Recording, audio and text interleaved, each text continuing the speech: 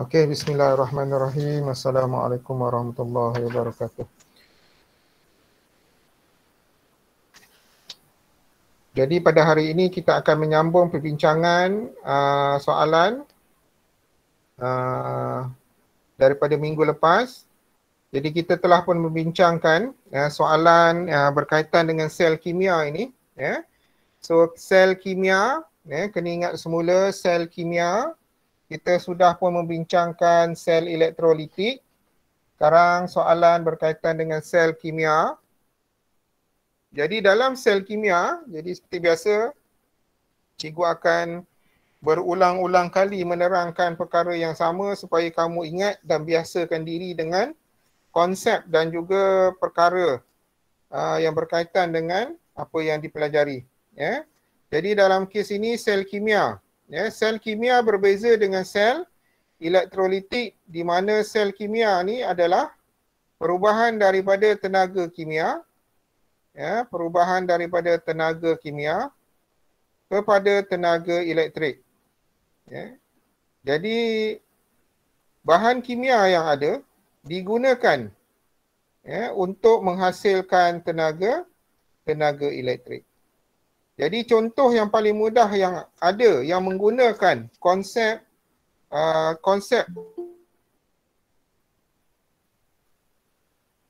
sel kimia ni adalah dalam bateri. Jadi sekarang ni sel kimia ni contoh yang paling dekat dengan kita adalah bateri. Di mana daripada bateri tersebut, bateri boleh menghasilkan tenaga elektrik. Bateri boleh menghasilkan tenaga elektrik. Jadi sebenarnya bateri itu adalah merupakan sel kimia. Jadi apa yang berlaku di dalam bateri itu adalah berdasarkan kepada konsep sel kimia di mana bahan kimia digunakan untuk menghasilkan tenaga elektrik. Jadi secara ringkasnya, sel kimia dia mesti ada ciri-ciri dia. Yang pertama sekali mesti mempunyai elektrod logam yang berbeza. Ini dia, elektrod logam yang berbeza. Ini ciri yang pertama. Dia mesti dua elektrod, kemudian dua elektrod pula mestilah logam yang berbeza. Yang ketiga mestilah direndamkan elektrolit. Direndamkan di dalam elektrolit. Elektrolit yang mengandungi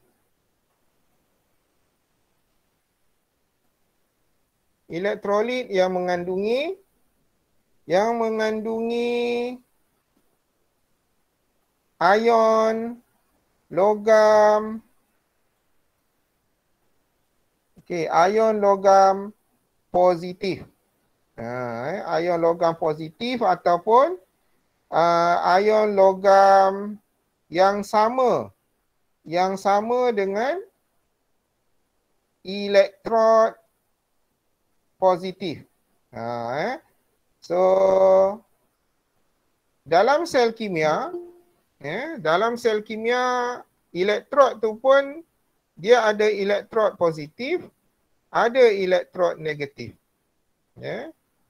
Dalam sel kimia, ada elektrod positif, ada elektrod negatif. So macam mana kita nak tahu elektrod positif dan elektrod negatif? Okey, dalam sel kimia,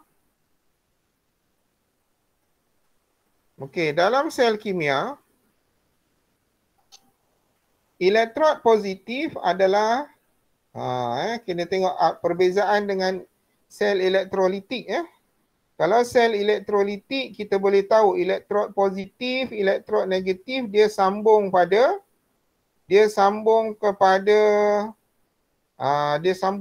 ni. Dia sambung kepada bateri. Jadi elektrod positif iaitu anode dia sambung kepada positif bateri. Elektrod negatif sambung kepada negatif bateri. Jadi sekarang ni kita nak tahu sel kimia adalah sel bateri ni. Sel kimia adalah bateri. So yang positif ni macam mana kita nak tahu? Yang negatif pada bateri tu macam mana yang menyebabkan kalau kita gunakan bateri dalam sel elektrolitik, so bateri ni boleh menghasilkan arus elektrik dan elektrod ni pula boleh jadi elektrod positif dan belah kiri ni jadi elektrod negatif. So bagaimanakah terminal positif bagi bateri itu ditentukan? Ya, jadi asas dia adalah macam ni ya. Ya, dalam sel kimia, cikgu dah sebutkan sebelum ni. Ya, jadi diulang balik. Okey, dalam sel kimia, elektrod yang digunakan mestilah elektrod logam yang berbeza. Cikgu. Yes. Ada orang nak masuk cikgu. Yalah. Terganggu lah. Masuk lambat. Okey. 1, 20, 22 orang. Okey. Okey. Jadi sekarang ni, dalam sel kimia, elektrod logam yang berbeza. Sebagai contoh di sini, yang sebelah kiri ni menggunakan elektrod logam magnesium. Yang sebelah kanan menggunakan elektrod logam kuprum. Ya, jadi yang berbeza. Kemudian dua-dua logam ni direndamkan dalam larutan kuprum 2 sulfat. Okey, larutan kuprum 2 sulfat. Jadi larutan kuprum 2 sulfat ni sebagai elektrolit. Dia sebagai elektrolit. Dan elektrolit itu mesti mengandungi ion yang sama dengan elektrod yang positif. Jadi sebenarnya yang kuprum ni adalah elektrod positif dalam kes ini.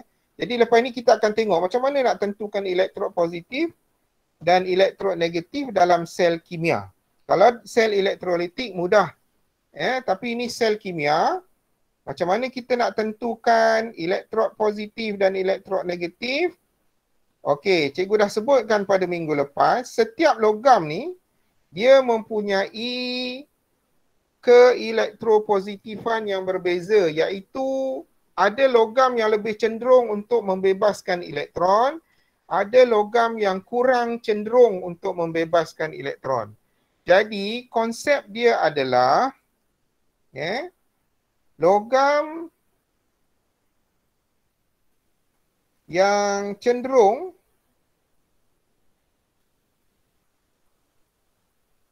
bebaskan elektron atau dermakan elektron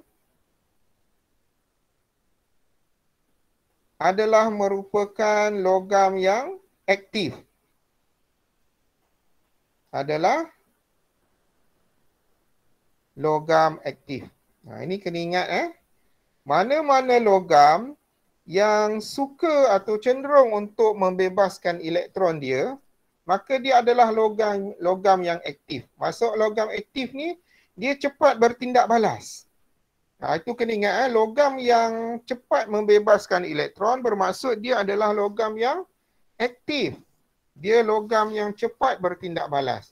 Manakala logam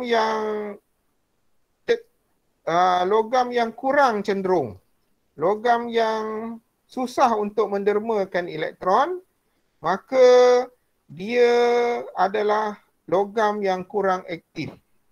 Logam yang kurang aktif untuk bertindak balas. Jadi dalam kes ini,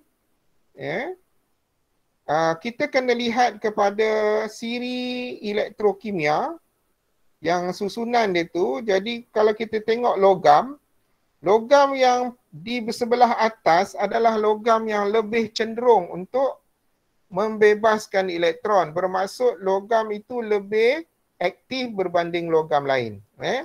Jadi kita boleh buat perbandingan dalam siri elektrokimia dan juga siri kereaktifan logam. Antara magnesium dengan kuprum ni, yang mana lebih reaktif? Yang mana lebih reaktif? Maksudnya yang mana lebih cenderung untuk membebaskan elektron. Jadi kalau berdasarkan kepada siri kereaktifan logam ataupun siri elektrokimia, kita akan dapati bahawa logam magnesium ini lebih reaktif berbanding logam kuprum. Itu kena ingat. Ya. Jadi dalam siri kereaktifan logam, dalam siri kereaktifan logam, logam yang lebih berada di sebelah atas adalah logam yang lebih cenderung untuk membebaskan elektron dan dia adalah logam yang lebih aktif.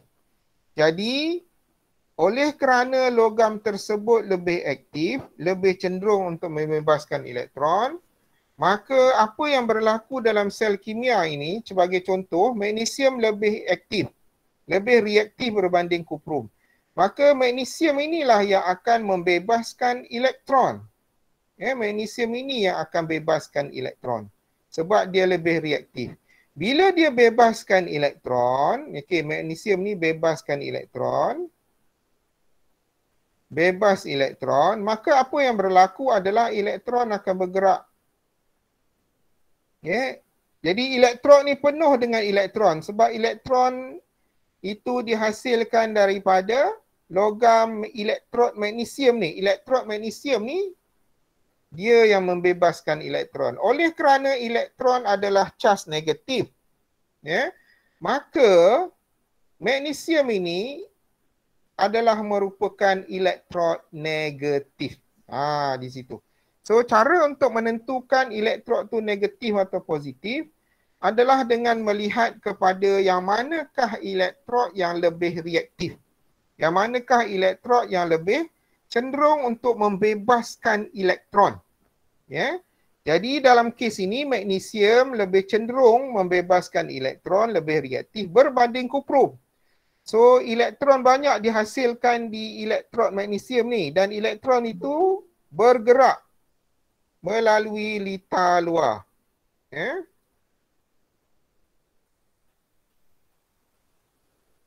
Okey, elektron tu akan bergerak melalui litar luar. Okey. So, bila elektron bergerak melalui litar luar, sampailah kepada elektrod yang satu lagi. Sampailah ke elektrod yang satu lagi, iaitu elektrod kuprum. So, apabila elektron sampai di sini, apa yang berlaku adalah, apa yang berlaku di sini adalah ion-ion kuprum 2 ni akan menerima elektron ini. Ion-ion kuprum 2 akan menerima elektron ini. So, berlakulah penerimaan elektron. Jadi di sebelah kiri ni magnesium, elektrod negatif, berlakunya pembebasan elektron, dan di sebelah kanan iaitu elektrod kuprum, dia secara automatik dia akan jadi positif lah. Dia akan jadi elektrod positif, di mana di elektrod positif ini akan berlakunya penerimaan elektron. Penerimaan elektron. Okey. Jadi dalam sel kimia ni dia berbeza sedikit. Jadi yang sebelah elektrod yang lebih reaktif dia akan bebaskan elektron. Jadi maksudnya proses bebaskan elektron, terima elektron berlaku di elektrod. Sama juga macam dalam sel elektrolitik. Jadi dua proses ini berlaku pada elektrod, maka lengkaplah litar tersebut untuk menghasilkan arus elektrik. Okey, begitulah keadaan yang berlaku di dalam sel kimia. Okey, so jadi kita tengok soalan di sini. Okey, suatu sel kimia, sel kimia secara ringkas terdiri daripada dua logam berlainan yang dicelup ke dalam suatu elektrolit dan disambungkan melalui litar luar,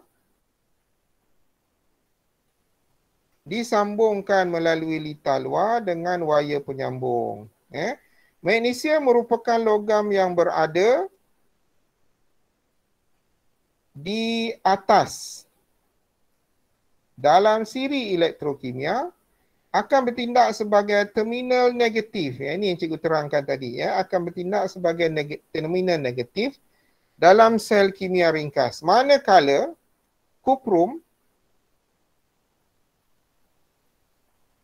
merupakan logam yang berada lebih rendah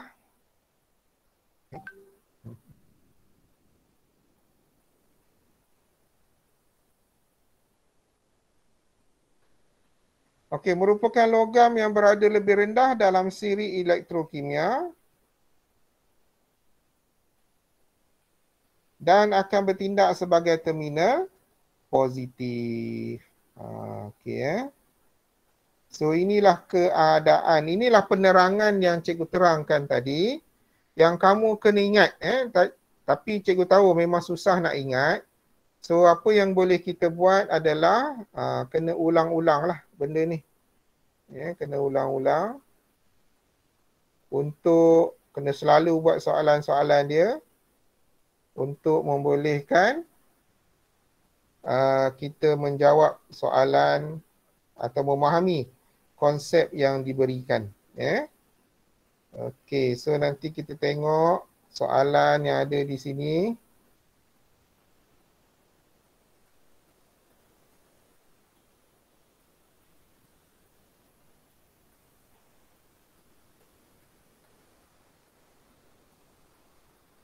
Okey, kejap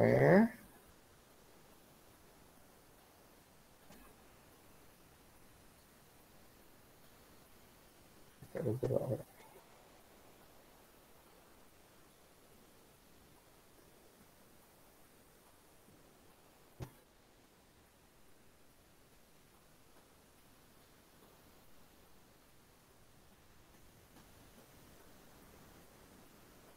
Okey, so seterusnya kita lihat kepada soalan yang lain.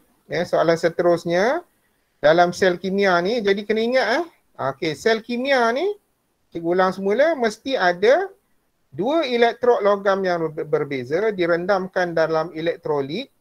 Elektrolit tu pula syarat dia mesti elektrod yang mengandungi ion yang sama dengan terminal positif ni. Sekurang-kurangnya.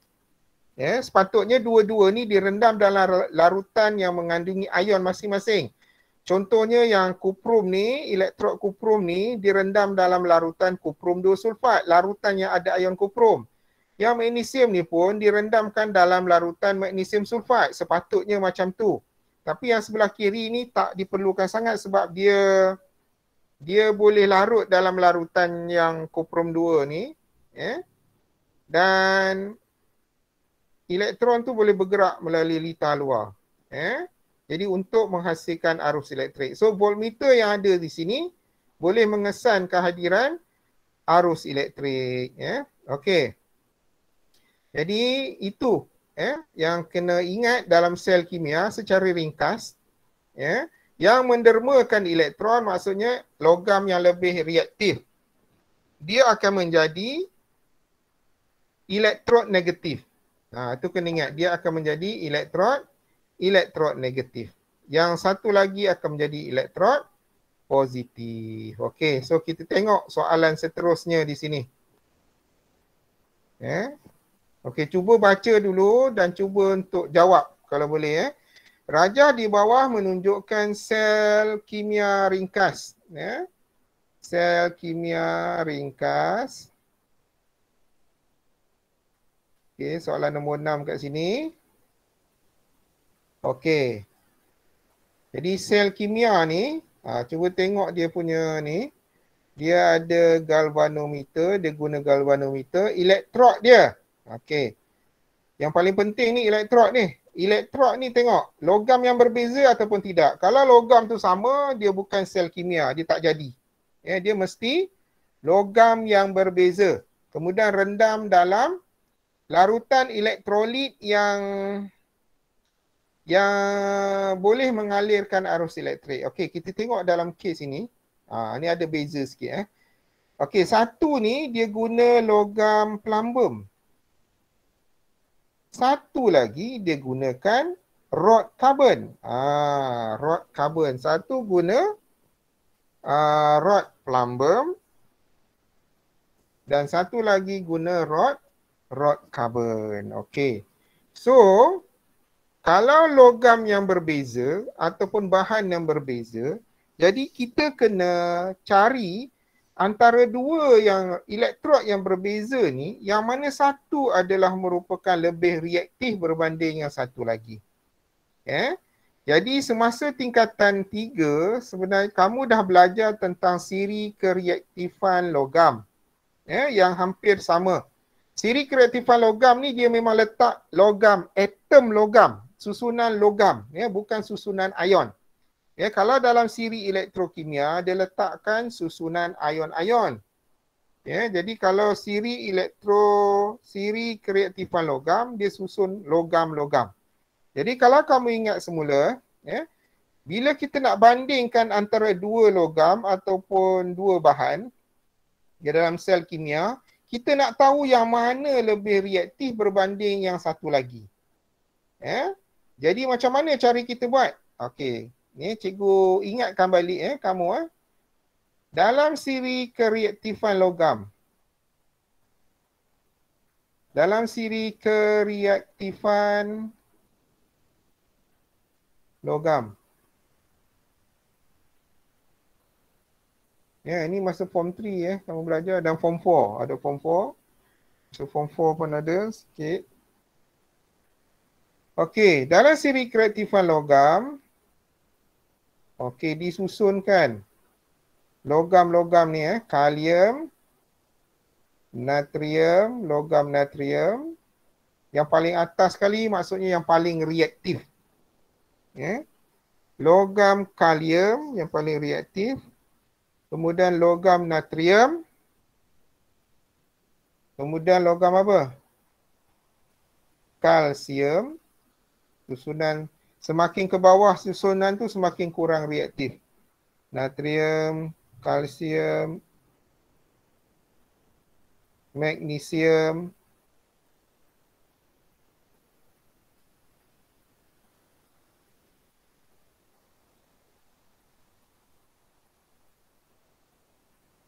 aluminium,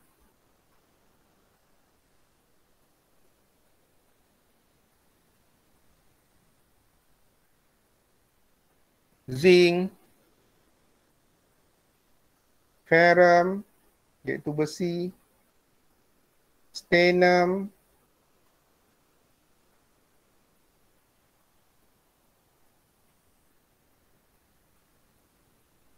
plumbum,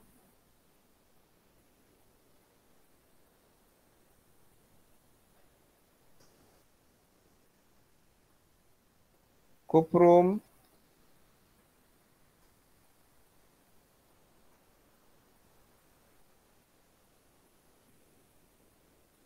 argentum,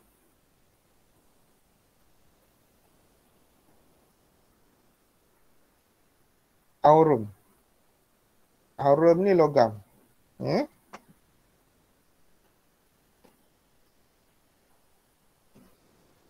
Okey.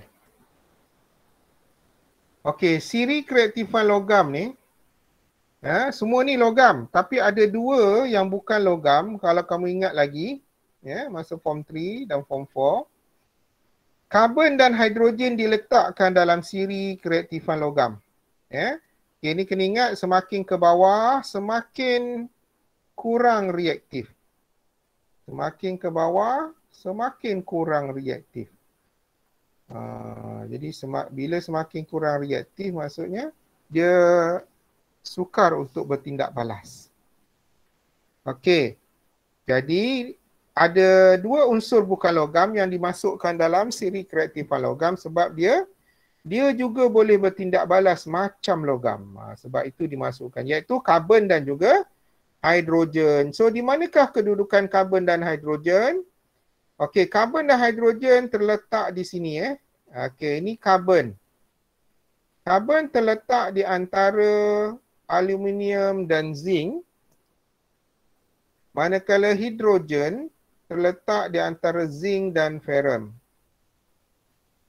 Hidrogen terletak di antara zinc dan juga ferrum. Jadi karbon terletak di sini. Maksudnya karbon ni hebatlah. Dia lebih reaktif berbanding yang bawah-bawah ni. So berdasarkan kepada ini, kita boleh carilah antara plumbum ni, dia elektrod ni guna kepingan plumbum, yang sebelah kanan ni guna rod karbon, direndamkan dalam asid pula tu. Okey, suatu elektrolit. So antara dua ni yang manakah lebih reaktif? Itu persoalan dia.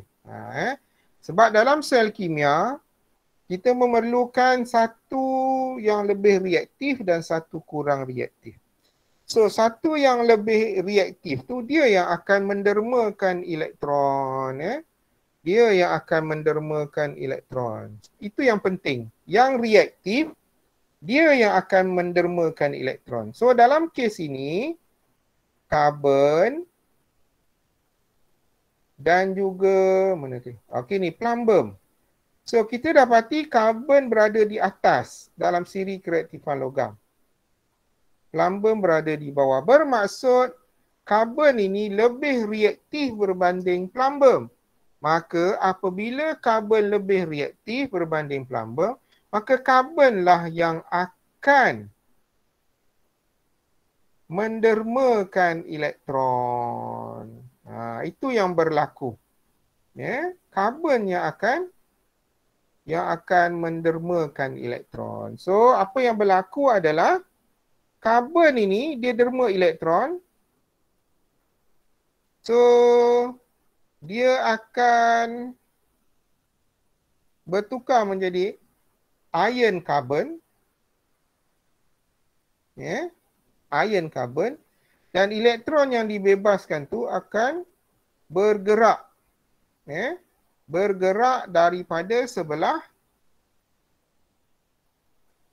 karbon bergerak ke arah sebelah plumbum. Jadi keadaan itu akan menyebabkan karbon menjadi ion negatif, akan menjadi elektrod negatif, dan yang ini akan menjadi positif. Macam tu. So apa yang berlaku, elektron akan bergerak. Apa pula maksud ni?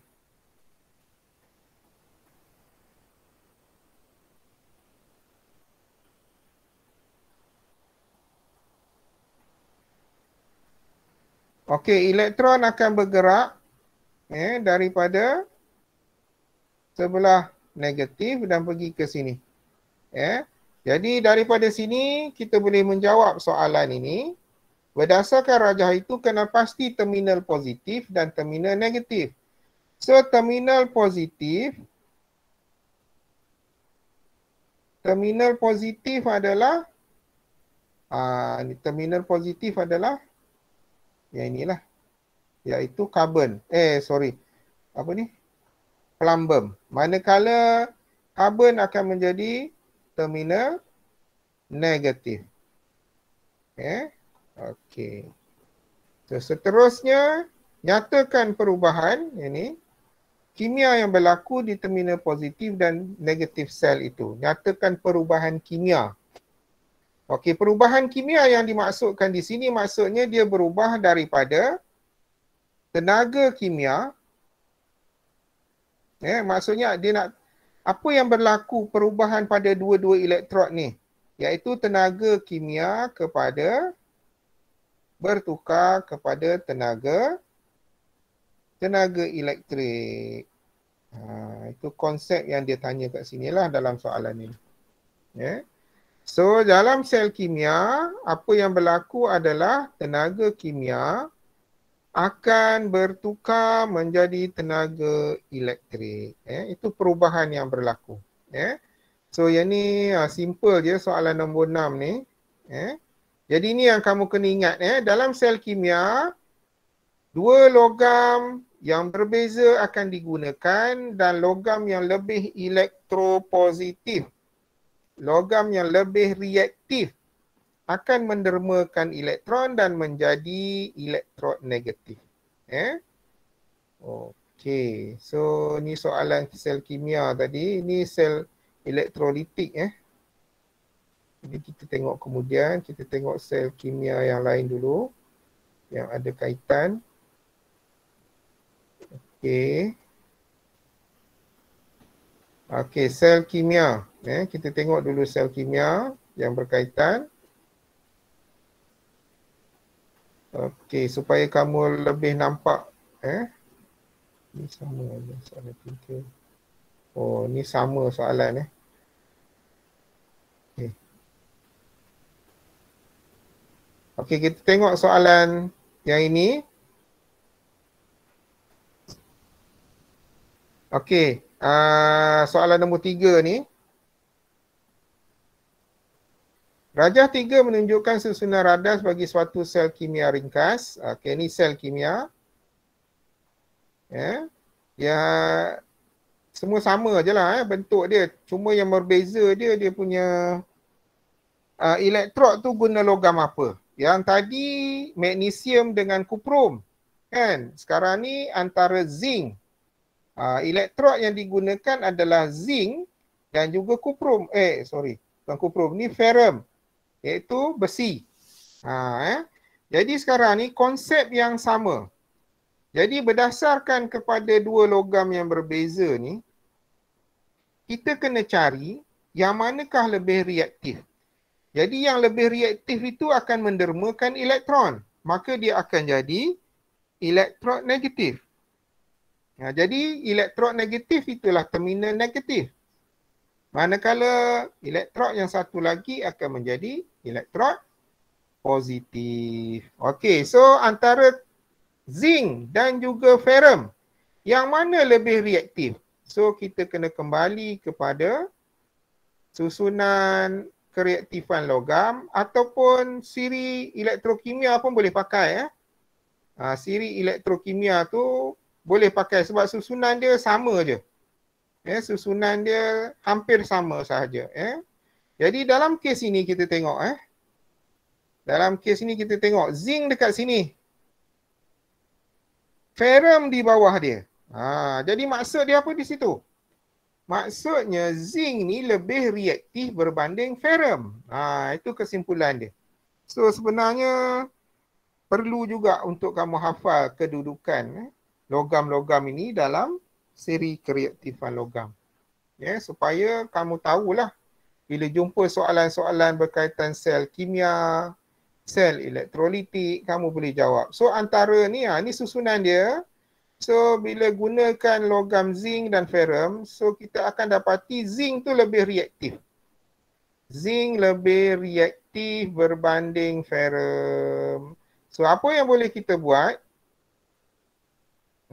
Okey, so bila kita tahu bahawa zinc lebih reaktif, maka dialah yang akan membebaskan elektron. Sebab dia lebih reaktif. Sebab dia yang akan bebaskan elektron. So bila dia yang bebaskan elektron, zinc ni, so elektron ni akan penuhlah dekat elektrod zinc ni. Zinc ni adalah dalam keadaan atom So dia derma elektron tadi, elektron ni akan bergerak ke sini seterusnya. Yang zinc, atom zinc tu akan bertukar menjadi ion zinc dan larut dalam larutan ini. Dia akan jadi ion zinc. Itu perubahan yang berlaku perubahan yang berlaku apabila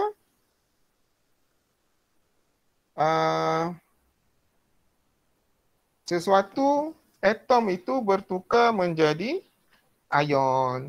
Perubahan atom menjadi ion ni kamu dah belajar masa tingkatan 4.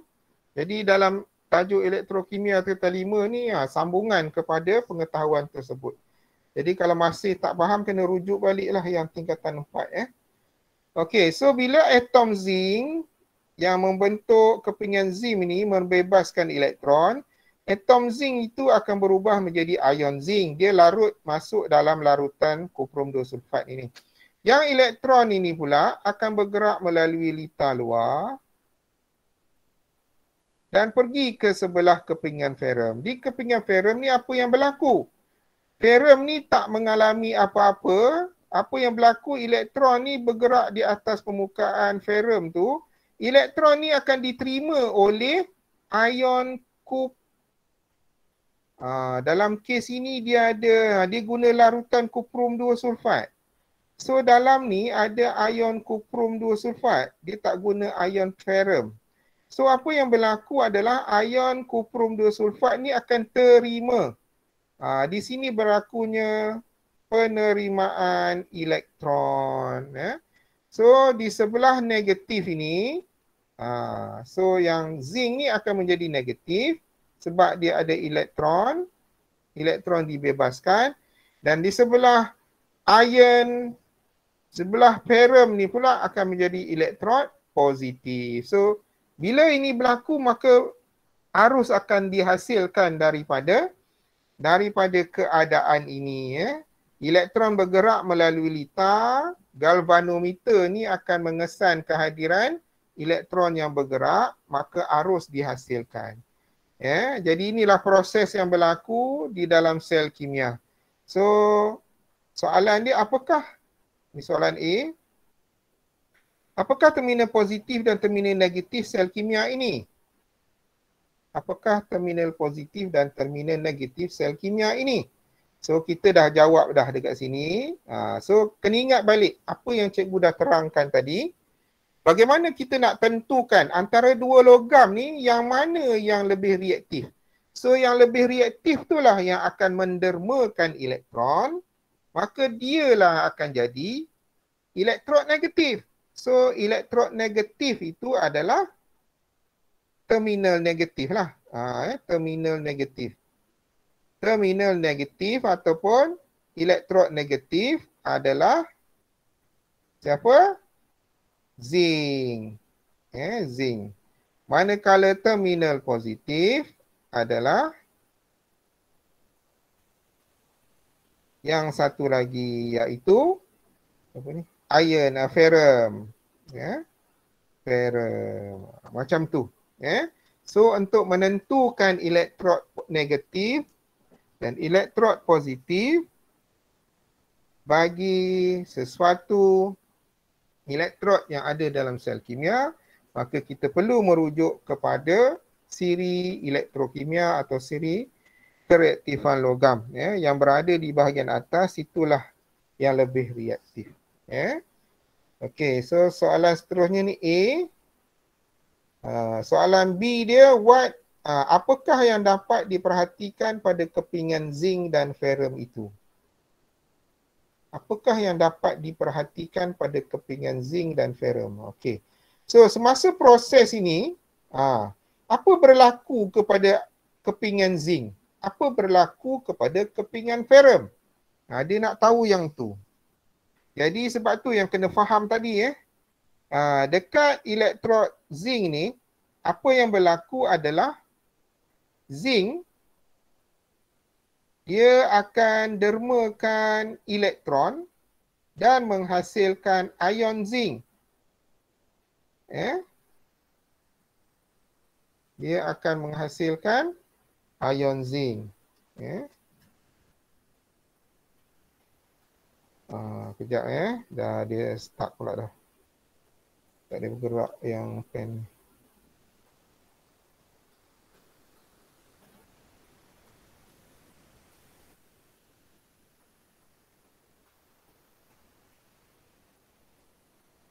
Okey, atom zinc akan menjadi ion zinc. Ni cikgu pakai mouse sajalah pen. Kita tak boleh touch pula.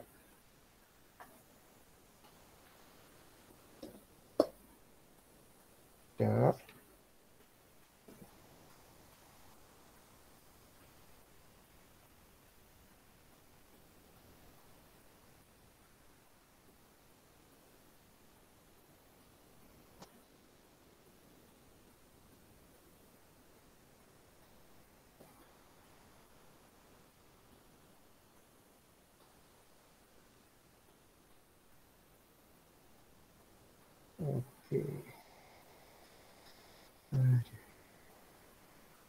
Okey, so atom zinc ni akan mendermakan, dia akan dermakan 2 elektron lah sebenarnya.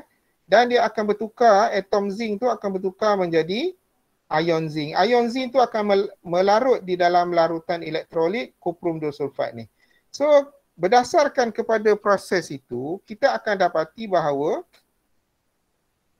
atom zinc ni yang pada kepingan zinc ni, sebab dia bertukar menjadi ion zinc, bermaksud lama kelamaan kepingan zinc ni akan menipis, terhakis. Lama kelamaan dia habis, hilang, terhakis dan akhirnya habis. Jadi itu yang berlaku kepada kepingan zinc. Manakala di sebelah kepingan ferrum ni pula, apa yang berlaku adalah sebab kepingan ferrum ni, elektron akan diterima. Siapa terima adalah kuprum, ion kuprum yang ada dalam larutan kuprum 2 sulfat ni. So, ion kuprum ni, dia yang akan terima elektron tadi dan dia akan menjadi atom kuprum. So, apa yang berlaku adalah atom kuprum yang terbentuk tu akan melekat di sekeliling elektrod ferrum ini. So, atom kuprum ataupun kita kata logam kuprum terenap di permukaan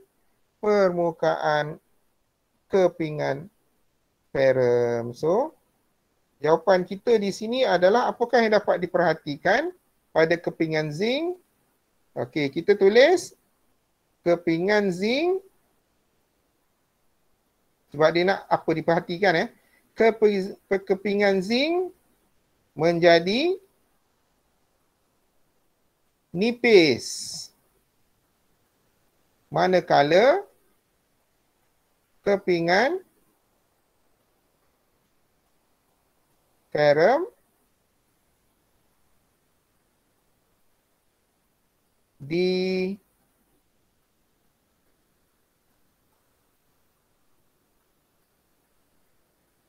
dipenuhi atau dikelilingi oleh pepejal. Ini cara menjawab pepejal perang. Kenapa perang? Sebab kuprum yang terbentuk tu warna perang. Kuprum warna perang. Jadi sebab soalan ni diperhatikan apa yang kita nampak. Jadi kepingan ferrum tu akan dikelilingi oleh pepejal perang. Ini yang kita kena jawab apabila soalan ditanyalah. Apa yang dapat diperhatikan.